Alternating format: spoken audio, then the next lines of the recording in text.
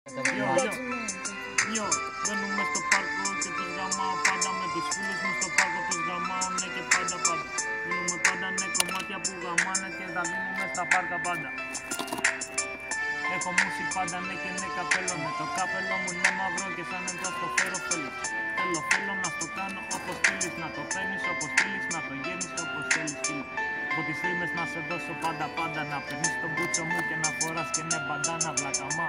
Yo, πορνάς ναι κουκούλανες και είσαι high style, high.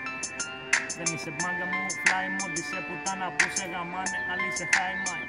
Fly mind, ναι η γκόμενα σου πόνει τη γαμάω στο σαλόνι και τον μπούτσο μου θα παίρνουν άλλες τόσες που τις δίνω στο σαλόνι, yo.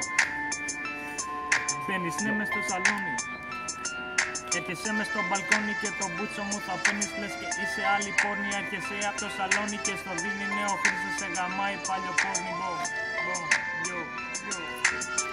Yo, δίνω πόνο και σε καρφώνω. Η γκόμενά σου από πίσω κυλιώνω. Έλα πάρω μια πίτα, μόλι καμπιόλα, θα ξαναήρθα. Τι κάνει ο πατέρας σου ρε εσύ, με τους ασφαλίτες ρώνα στο πάρκο κάθε πρωί. Μας έψαχναν, αλλά μας έκαναν τα χείλη εσύ. Το πίναμε, το δίναμε και σας γαμάγαμε όλους και σας πίναμε. Εδώ στο πάρκο το τρελό, με το Κώστα τον Αλήτη και το Σωτήρι από το καματερό. Θες χασισάκι, έλα εδώ στο παρκάκι, ο Χρήστος θα σε φτιάξει. Yo, κόψε εδώ.